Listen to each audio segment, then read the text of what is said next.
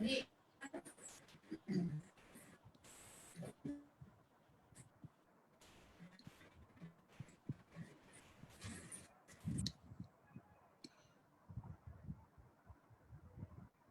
good morning, everyone. My name is Soumitra Das. I'm president of Healthy Climate Initiative. So let us give a few more minutes, let everyone join. We had some technical difficulties, so please forgive us, apologies. And we are still learning Zoom webinar very well, so apologies again. So let us give 2 minutes and then we'll start the webinar. Thank you.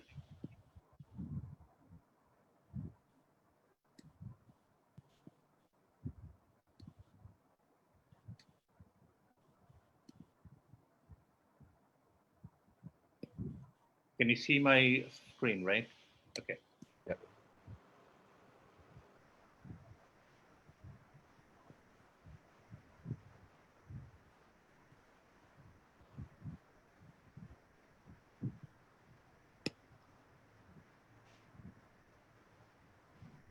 Yes, now people are joining. Okay, let us start. As I said, my name is Soumitra Das. I will introduce Mr. Rituraj Fukan. He's going to give us a webinar on connecting 3Ws, warming, water, and wildlife. Before I introduce Rituraj Fukan, I will briefly talk about Healthy Climate Initiative. And first, let me introduce the agenda, today's agenda. So I'll talk about HCI about 3 minutes, and then followed by Rituraj, we'll talk about connecting 3Ws, warming, water, and wildlife for about 35 minutes. We'll open it up for question and answer for 15 minutes. And finally, we'll end with vote of thanks by Chandan Bhattacharya, Vice President of HCI. And we'll finish it within an hour. So 1 hour time frame we'll do. So about Healthy Climate Initiative, it's a non-profit organization to fight climate change. Our mission is to restore climate and make it safe and healthy for future generations. Our activities, we are creating awareness among people, and we think this is the most important thing at this moment. Without mass awareness, we won't be able to mobilize industry leaders, policymakers, and the people to take the necessary steps to restore climate. We are also engaged in a few projects.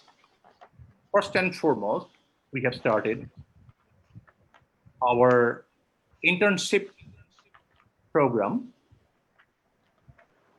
The goal of this program, internship program, is to create youth leaders for future youth leaders for climate change. Currently, we have 7 interns, young and bright interns from the US and India, and they are working on a couple of climate restoration projects. We are also working with creating partnerships with similar minded organizations so that we can work together to achieve the same goal of climate restoration. Our current partners, we are working with Foundation for Climate Restoration, also with Wharton Club of National Climate Region. If you want more information, please visit hci.in.net. You can also see us in HCI Facebook page. And to become a member, please contact Chandan Bhattacharya, and I give the email address ckbhattacharya1963@gmail.com. I'll briefly introduce Rituraj Fukan. He is an environmental writer, adventurer, climate change mentor based out of Assam in India.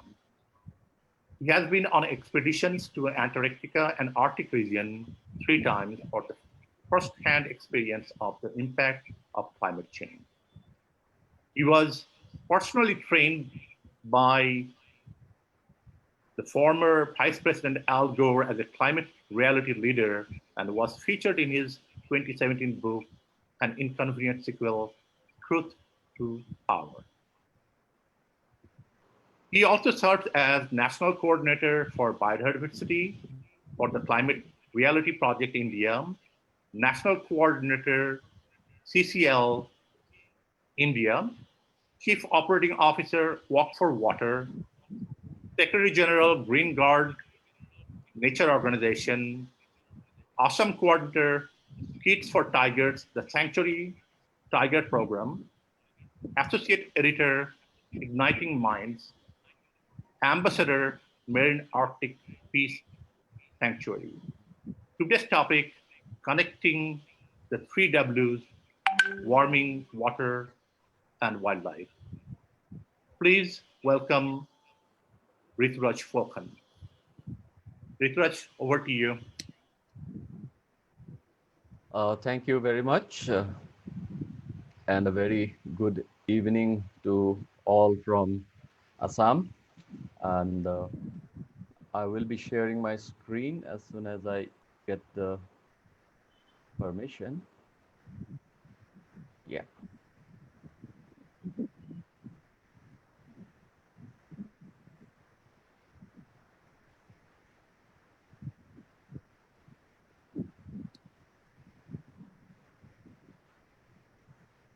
Okay.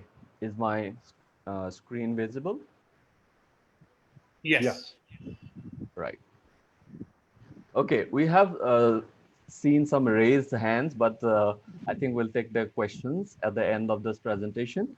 And I will start. We are already running a bit late. And the topic, as we all know, connecting the 3 Ws, warming, water, and wildlife, three of my interest areas. And some of these slides are sourced from the Climate Reality Project. That's the logo at the bottom. Right. So we always start with this photograph of the Earth taken in 1972 from the Apollo 17 mission, known as the Blue Marble, probably the most shared, reproduced photograph in the entire history of humankind. And this is what we are doing to the Blue Marble.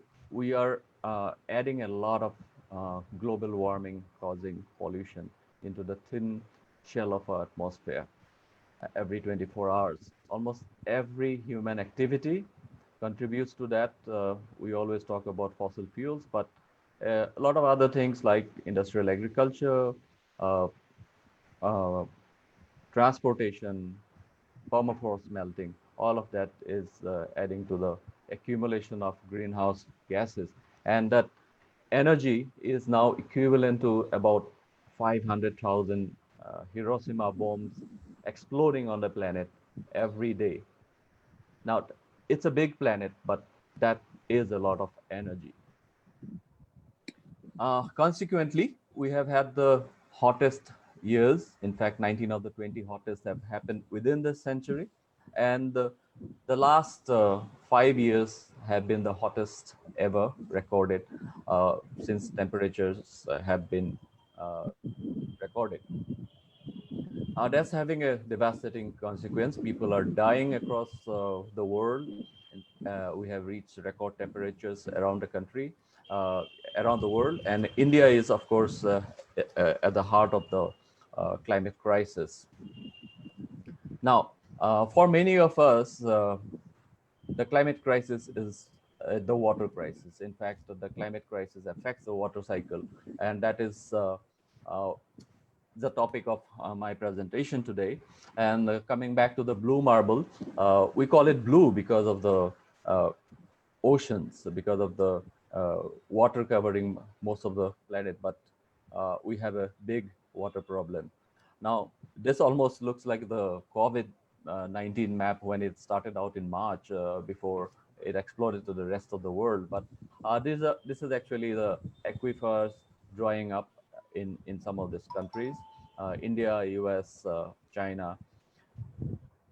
And I take you back a couple of years when our Niti Aayog, India's uh, government's main advisory board, had said that India is right now suffering from the worst ever water crisis in history.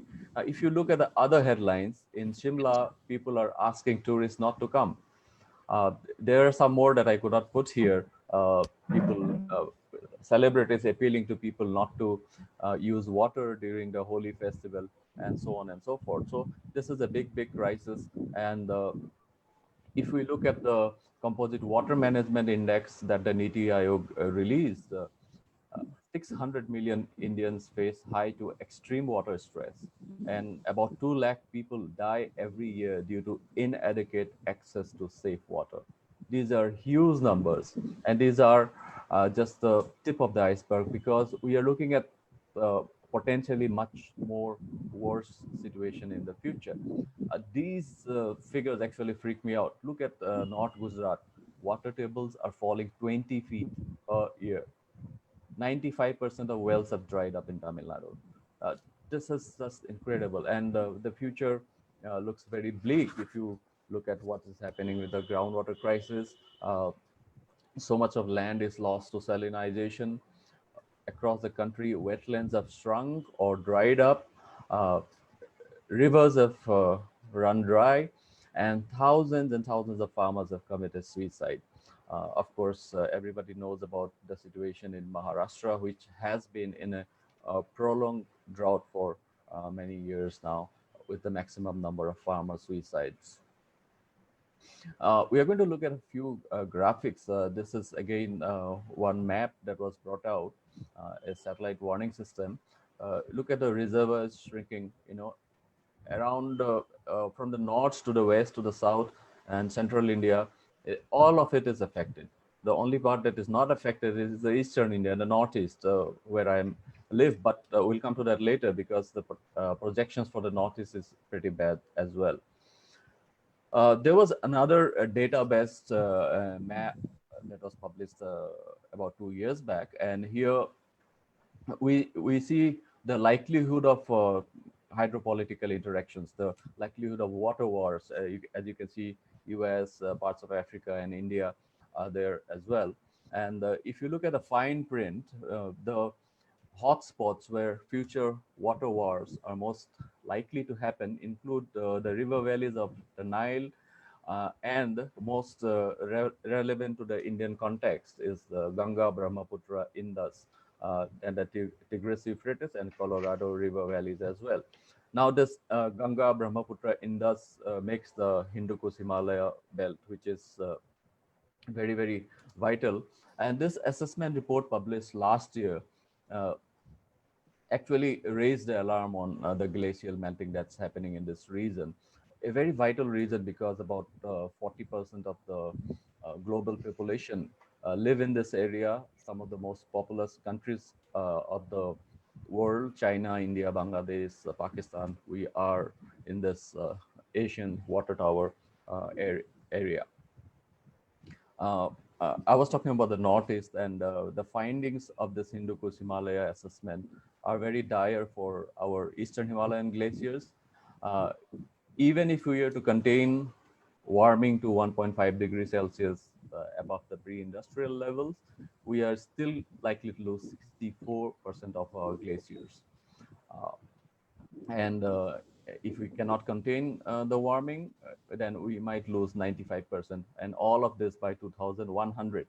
That's going to have a lot of repercussions on in the short term on the flood situation. You might have read about the Assam floods, and then in the long term, of course, the water availability, agriculture, and so on and so forth.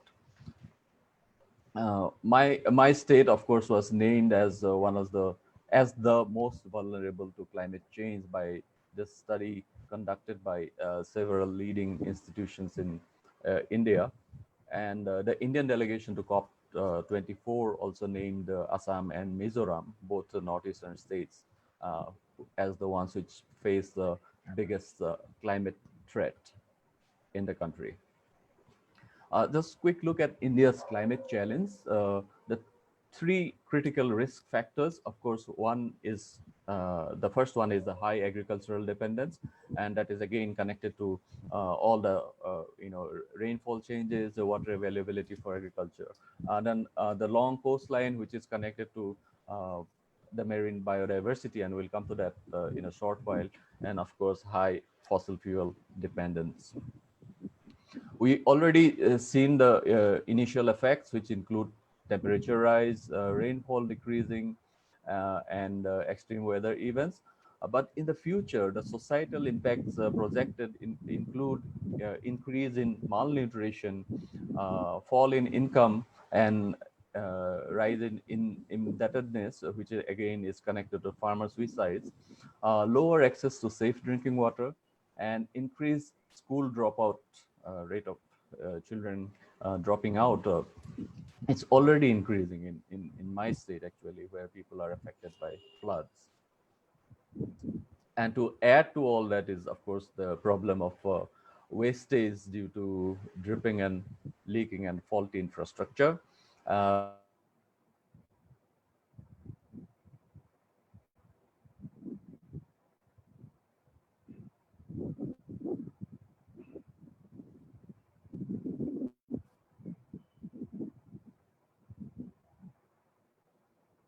Rituraj, we lost you.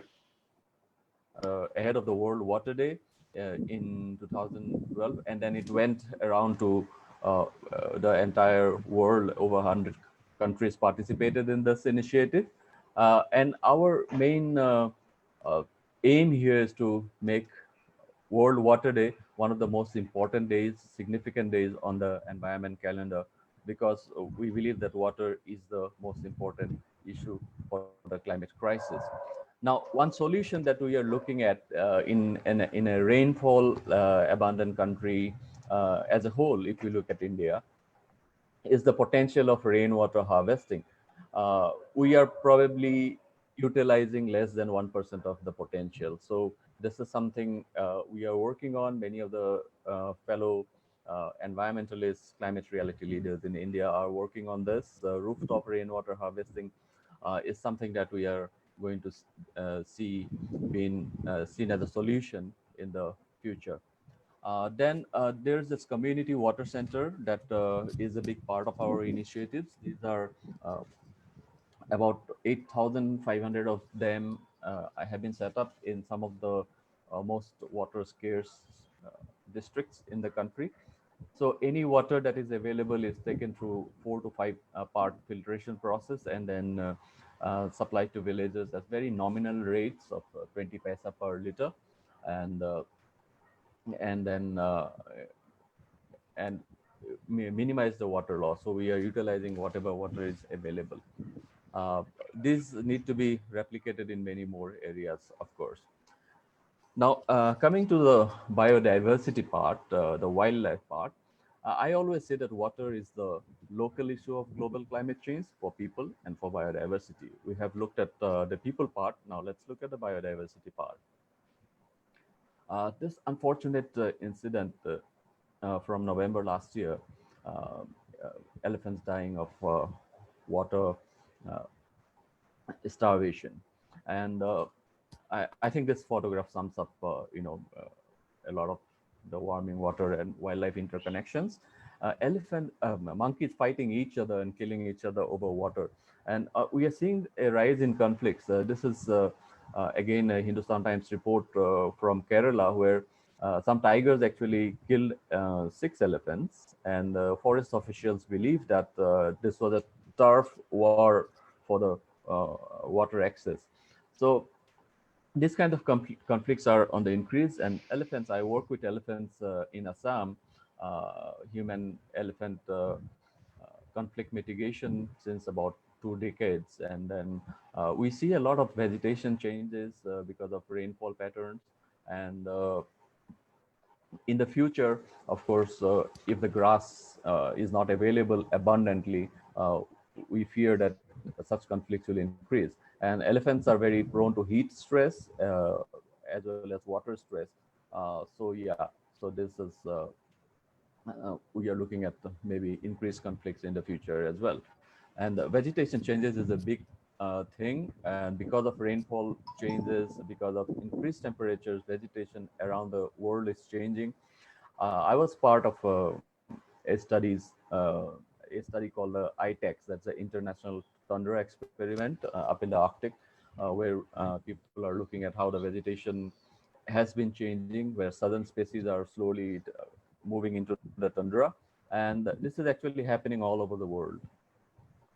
It has been documented even in India. Uh, Rhinos, for example, in Nepal, people believe that the rhinos could be very soon disappearing from Nepal as they move southwards with the grasslands, and that's a concern for them. Even in Assam, if with the rainfall change, if the grasslands are decreased, then the carrying capacity of the protected areas for the rhinos and other herbivores, which all depend on the same grass, will come into question. The Sumatran rhino is, of course, in a different kind of risk because the forests and peatlands are prone to fires due to the drought. Now, I use this slide when I am addressing or presenting to students, and this actually looks at why the right kind of environment, the right bioclimatic envelope is so important for different species. We call it the Goldilocks principle. It's just like why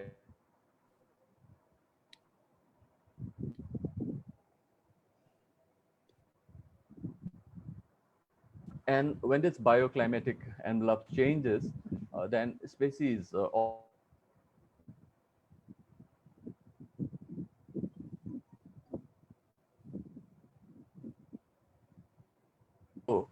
people have documented that northern species are migrating further up away from the equator towards the northern areas, and in the southern species they are migrating away from the equator towards the south pole.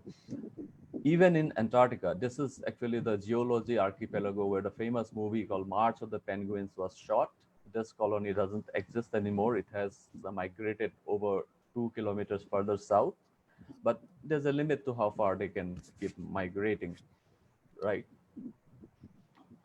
Okay, so this slide shows on the top, you see the purple sea urchin and the zooplanktons and the whale shark. These are all southern species which have been documented to be migrating polewards away from the equator.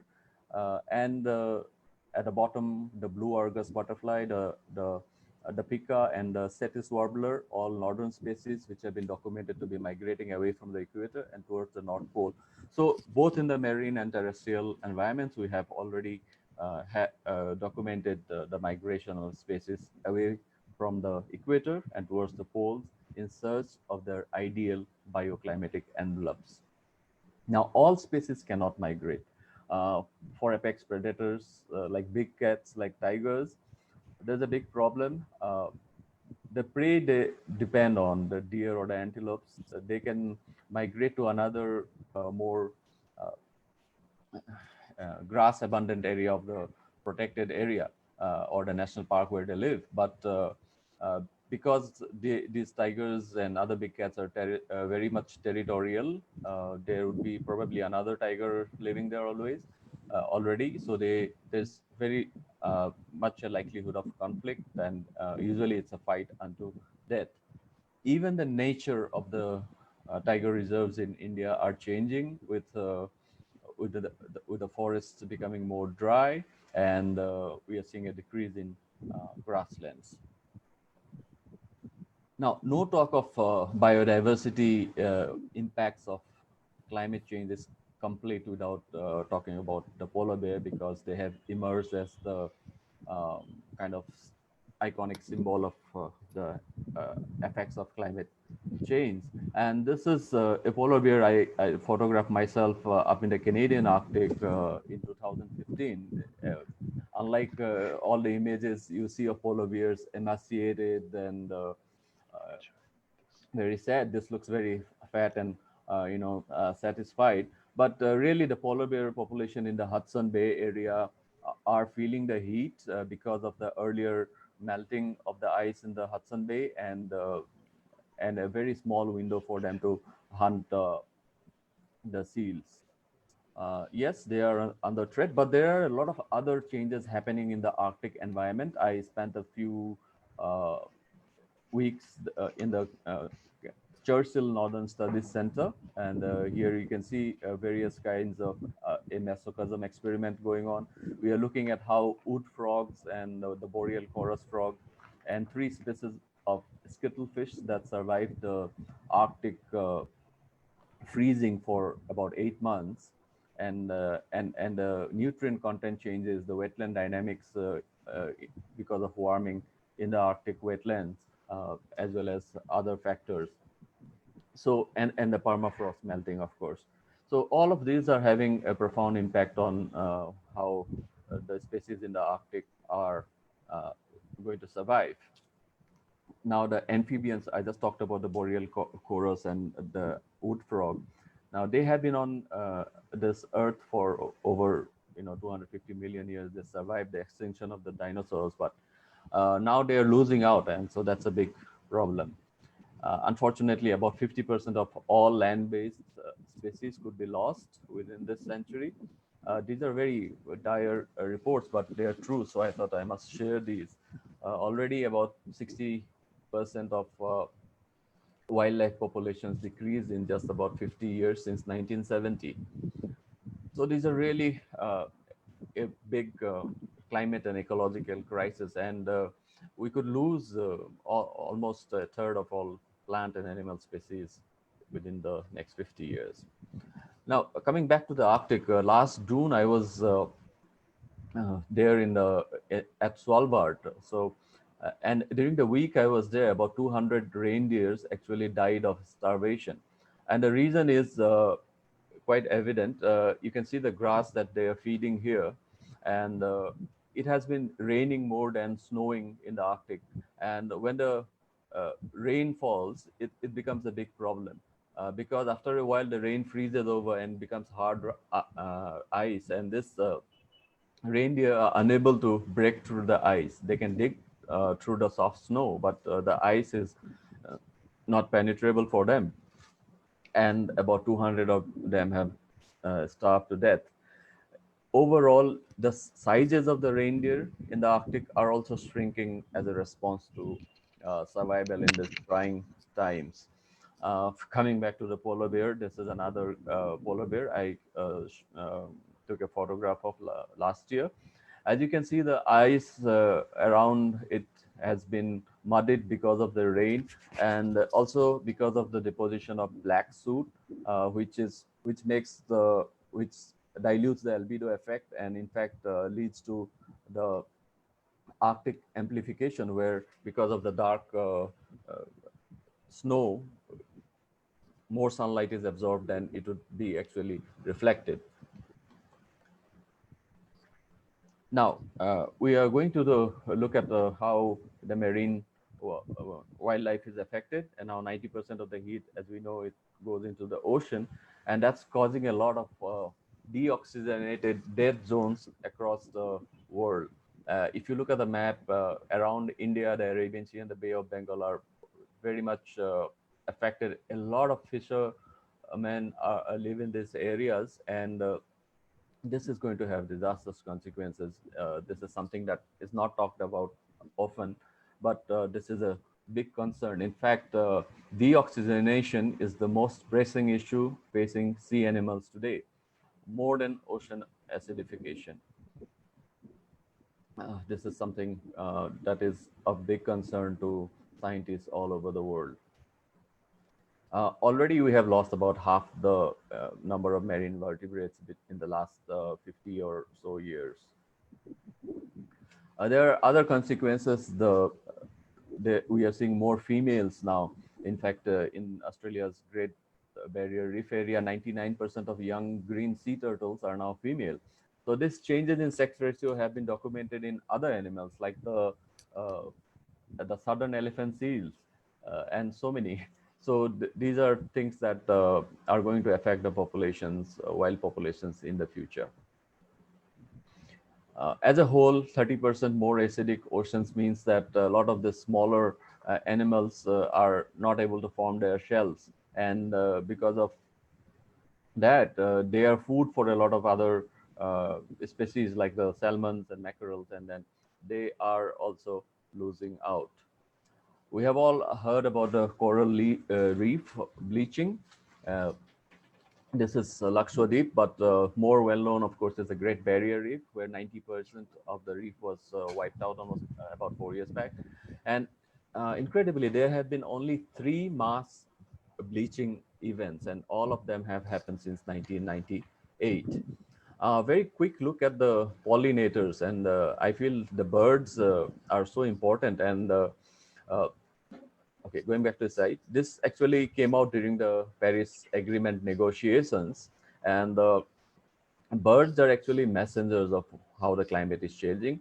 The poleward shift was first recorded in birds, and then of course there are other things like disrupted interactions with predators, and there is mismatches in timing of migration, breeding, and food supply. All of these are having a profound impact on wild bird populations around the world. Similar is the case with bees. In fact, the case with bees is even worse. There is the synchronized timing of flowers blooming and the time which bees pollinate. Has been disrupted. Uh, the fertility of flowering plants depend on pollination, and this is having a profound impact. You must have heard of the 98% decrease documented in insect mass populations in Puerto Rico over the last 35 years. Uh, that caused the scientists to sound the alarm, actually, that plummeting insect numbers could actually threaten the collapse of nature. Uh, in fact, they could vanish within the century at the current rate of decline. Now, some people always ask me, so what if biodiversity is lost? Well, it is very critical to our food security, and without the biodiversity, without the pollinators, we will face a huge food problem as well. Now, some of these impacts are there in this book, Climate Abundant. This was launched in the US on Earth Day last year. I wrote the biodiversity impacts chapter in that. This is an Amazon #1 bestseller. So if you want to look at into more detail about this impacts as well as other climate change correlations, please do have a look. This is my last slide. I hope I'm just in time.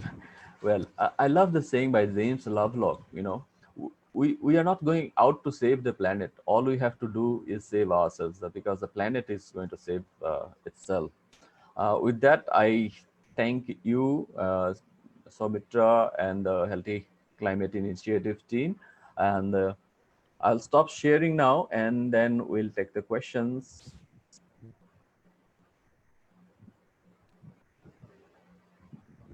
So this is a question answer. If you have any question, please send your question, and Rituraj will answer those questions. Yeah, I saw a lot of activity in the chat, so let me just scroll down and see if there are any questions there.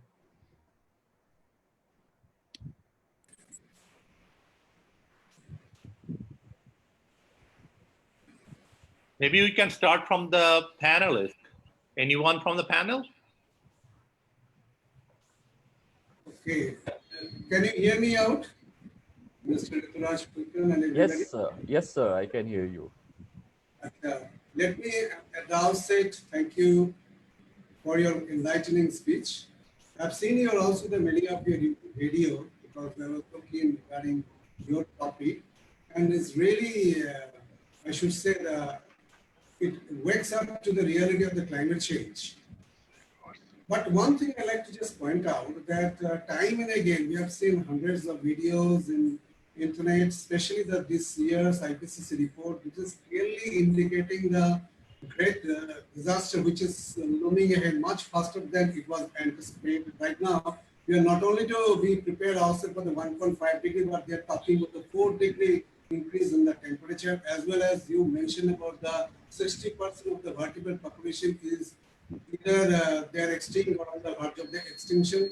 This is the situation. Food production will go haywire. sex behavior of the animal line will go here, marine algae will disappear. We talked about the bleaching of the coral, and the coral extinction is a reality throughout the world, which we know, and the reasons what we know.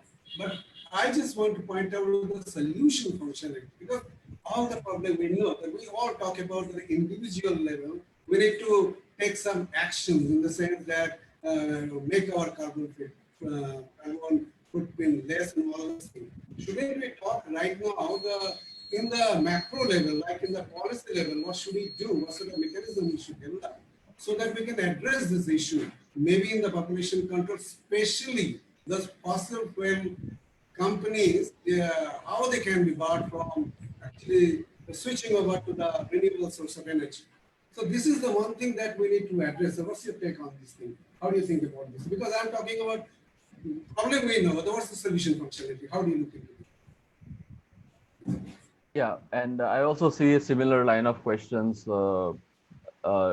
in the chat. Any suggestions on what we can do to help the crisis by Misha Fredericks? Yes,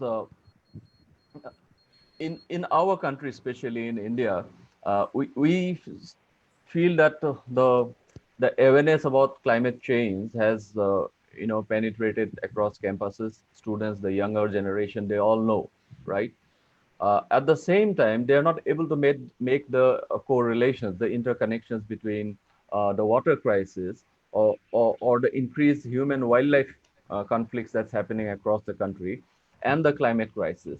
Now, even at this moment, many people tend to think of the climate crisis as the Arctic melting, Arctic sea ice melting, or the increased extreme weather events like cyclones, but not actually to, even if I talk about my state in Assam, the increased frequency and intensity of floods, it is related to the Eastern Himalaya melting, right? So even though there is some level of awareness, we do not have that kind of an awareness level which would force policy makers to act, because when everybody is aware, when everybody is talking about it, I think that is only when the policy makers will pay attention, and when it will enter the political discourse, only then we'll see some changes.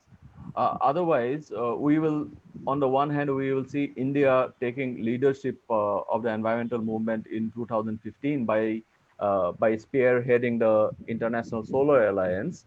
But 5 years later, we see ancient forests being opened up with new coal blocks being auctioned, and with a new environment impact assessment draft notification, which makes it easier to destroy forests and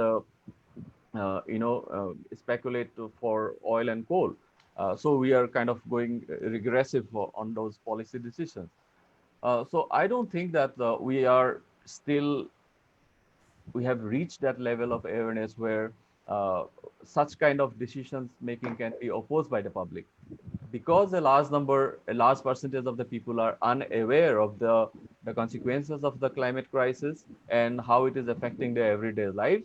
So the government policies reflect that they're still continuing to push the agenda of development at any cost, and for them, the development agenda means destroying the carbon sinks, right? You destroy the ancient forests, you destroy the wetlands, the grasslands, and then you create more conflicts. So I think there is still a lot of area to create awareness.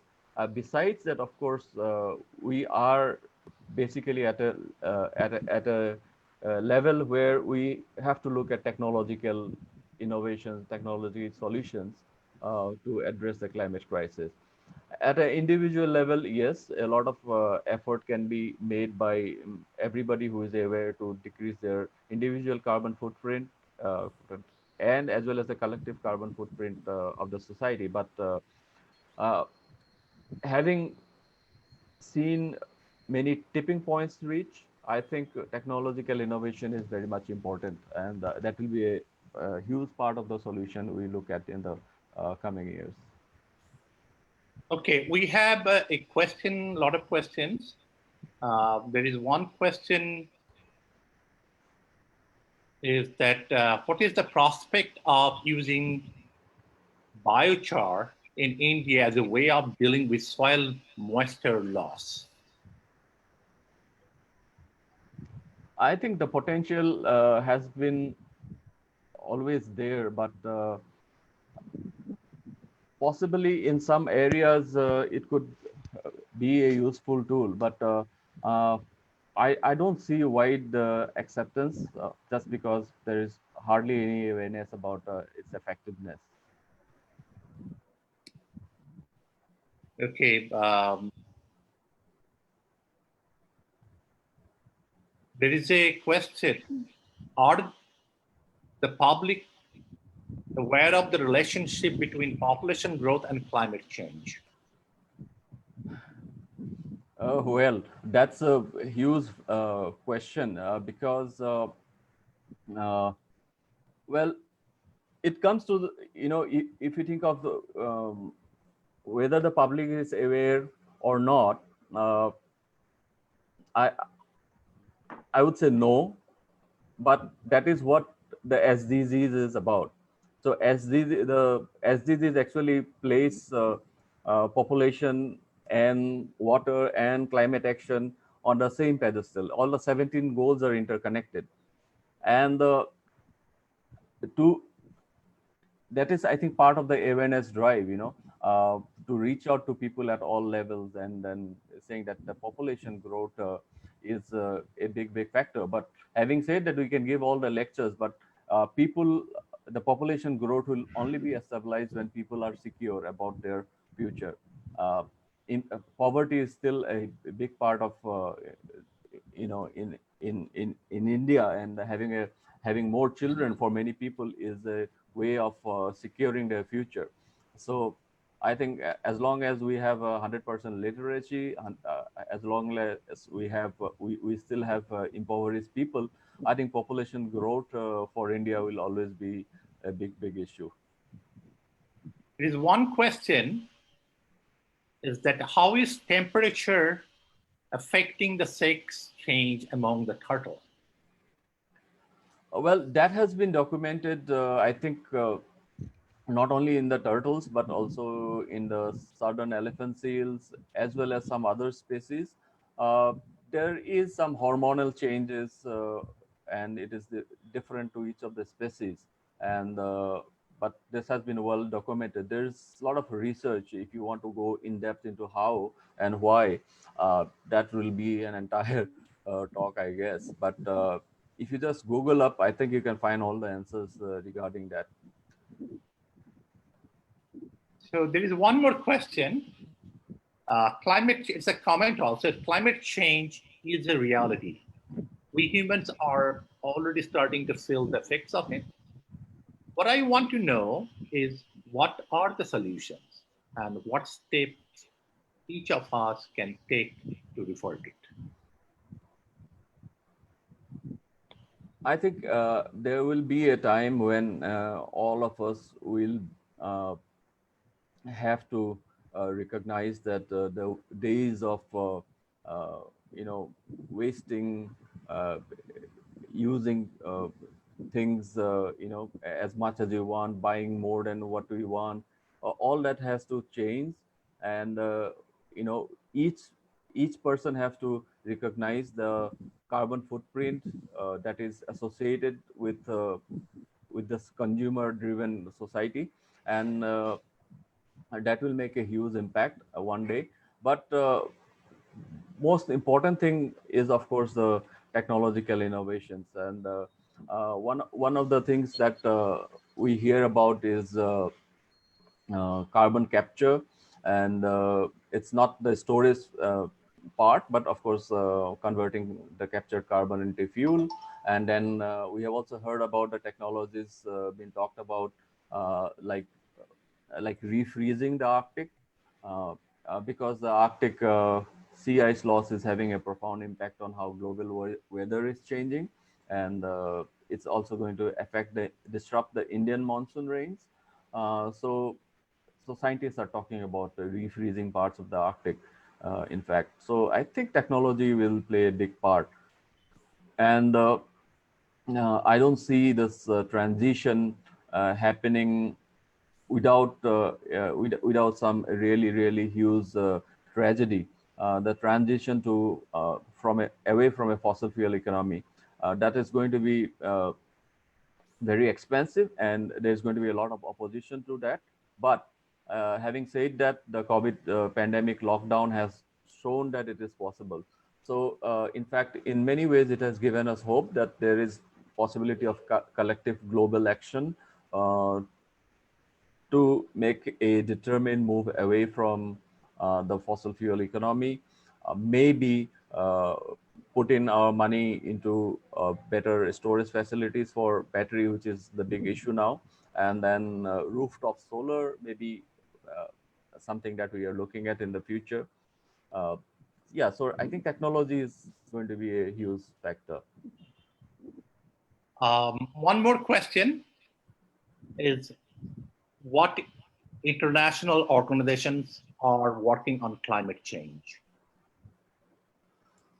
Well, there are so many organizations working on climate change, starting from the United Nations. Uh, and if you're talking about the studies, it's the IPCC, of course, Intergovernmental Panel on Climate Change. They are composed of the scientific academies of 180 plus countries, and they are all looking at various areas.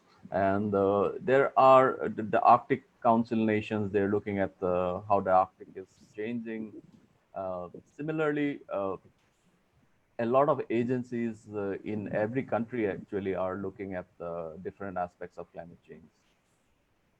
So I want to add there are plenty of organizations, including ours, Healthy Climate Initiative. We have taken on climate restoration as a way to solve the climate change problem. All of you know Paris Climate Agreement has done its job to mitigate the carbon dioxide. It's the one path to solve the problem. By 2050, the agreement is to have no carbon dioxide emission in the world. Right? But this is not going to solve the problem as we understand. So we need to remove the carbon dioxide to the level it was 200 years ago. And that's climate restoration we are working on. And we have a couple of projects. One project is creating synthetic limestone pilot in India. We are working diligently on that. We are also creating youth leaders, and we're planning to expand on that in India and other parts of the world next year and the following years, so that they can be our proponents or forerunners for combat climate change. Last question. Okay.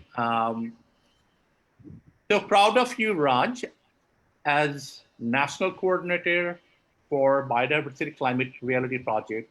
Can you expand on the EIA being diluted? What outlines would you recommend to counter them? What alternatives could we, the public climate warriors, take on? Well, for those who are not aware, the draft Environment Impact Assessment 2020 was published by the Government of India, Ministry of Environment, Forest and Climate Change on March 23rd. And just a day before the country went into lockdown. And initially, they just gave a period of few weeks, which was extended. And the final deadline for public feedback ended on the 11th of August. And according to the ministry sources, they have received about 17 lakh comments.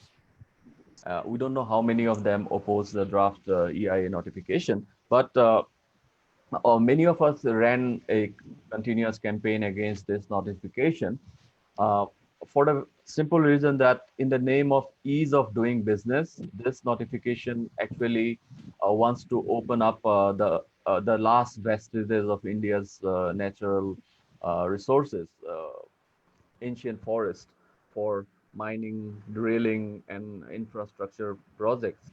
And many of the uh, the suggested changes means that the public would have no say at all.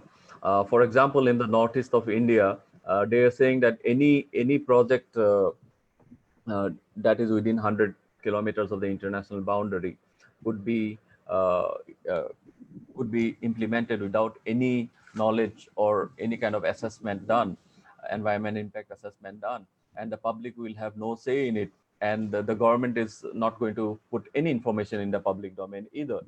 Similarly, any strategic project, any project can be named as strategic, and there will be no information on it either. There are a lot of exemptions, including for river dredging. So anybody can start a project for taking sand from rivers, and they will not need an environment impact assessment at all.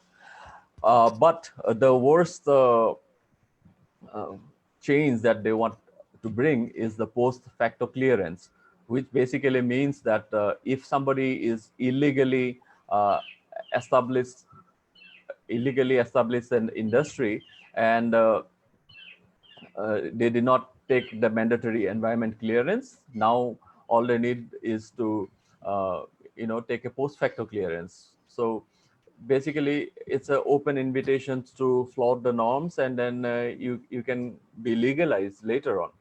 uh, so I think all these clauses are against the principles of environmental justice in the first place.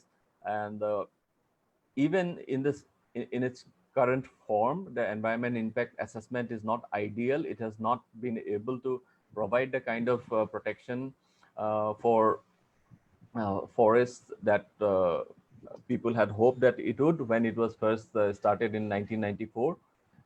Even I think if I have time, I'll just quickly add in during 1990s, when the Mumbai Pune expressway was being built, and there used to be a clause in the first version of the EIA about projects under 50 crores not requiring that clearance. And during that Pune uh, Mumbai expressway, the environmentalists were opposing the section between Lonavala and Khandala because there are a lot of trees there, and biodiversity impacts were of concern. So the government actually put that Lonavala section away and passed the rest of the project. And later they passed the Lonavala section as well, saying that that is under 50 crores. However, that 50 crore part was removed later on, but still the environment impact assessment has so many loopholes from the beginning, and anybody who wanted to bypass the norms could do it. And now they want to just legalize all those illegalities. So yeah, that's about it. Okay, great. Now I will give it to Mr. Chandan Bhattacharya. He is the Vice President, to end and give the votes of thank. And now, Chandan Bhattacharya. Chandan, please take it away. Yes. Before I deliver start the vote of thanks, I have a small question. If you can give the reply, there is a say called GDP is inversely proportional to the climate restoration. So what you will say about it? Because every country will try to improve their GDP every year, but it is inversely proportional to the climate restoration. So it will damage the climate by any means. You talk about the sea, you talk about the land, or you talk about the air. Yeah, or we can also talk about GNP, like Bhutan, the gross national happiness. Yeah. I think we have to change mindsets. Really, what kind of a future we want? We talk about GDP and we talk about endangering the future of our future generations. I mean, that doesn't hold much ground. And then we have seen the trillions of dollars is going to cost in terms of climate impacts, from extreme weather events to the water crisis, and the cost of human lives from all this weather events as well as the farmer suicides. So at certain point, we really have to move away from that GDP mindset. Now, it has been also seen that supposing that any country having a better GDP is likely to spend more on the climate change. There is only an after effect on this thing. So the countries having a better economic condition are likely to spend on the environment. So there is a relationship between, say, a country's intent. The macro comes first into the picture because the environmental control can be effectively be done by the government only. Like in India, you see in the carbon calling issue also, many government has supported this project. This ecology and the economy has to go hand in hand, and it should not be conflicting with each other. This kind of solution. I mean, it is not that there has to be some kind of minimalist principles in our life. Where a person doesn't need 10 cars, a person doesn't need so many facilities, so many things. This kind of approach to incentivize the minimalist lifestyle and also to going for the alternate. You talked about the technological change, which is very valid. I mean, this incentivizing this alternative, which is the environmental friendly technology. This kind of thing should be incentivized by the government. The government has a big role. Having better GDP like China has, that gives a better alternative, better leverage for a company to act on this. Very good vision. Chandan, can you take it away? We Yeah. are Yes. yes. Okay. Namaskar. My respected distinguished speaker, Mr. Rituraj Phukan, honorable viewers, and dear members of the Healthy Climate Initiative Group, a very good evening to everyone. I'm Chandan Kumar Bhattacharya, as it said. Once again, it is my proud privilege to propose vote of thanks on behalf of the Healthy Climate Initiative Group on this special day. I take this opportunity to express our gratitude to Mr. Rituraj Phukan for his presentation on the warming, water, and wildlife with biodiversity. Many valuable informations around the earth have been shared and he has given the solutions also. These situations are very much concerned to the humanity. Thank you so much for joining us, and we hope to see you again in our program. Hope government will take some initiative and the people will have their own concern. Will know that they have to save themselves. So I think this is the key word today, which I learned, that we have to save ourselves. The earth will take care of its own. So on behalf of HCI, let me express my sincere thanks and gratitude to those guiding us with and allowing us to move forward with our vision of climate restoration. We have already focused on some of the projects in collaboration. Thank you again for your active participations to encourage the HCI group to hold this webinar. We'll see you again very soon. Namaskar. Thank you, and namaskar. Thank you, Rituraj. Thank you, everyone, for the participation. We are going to have in a month or so another webinar, and please wait for our link. Thank you for joining. Have a wonderful evening, a wonderful day. Thank Bye-bye. you. Goodbye.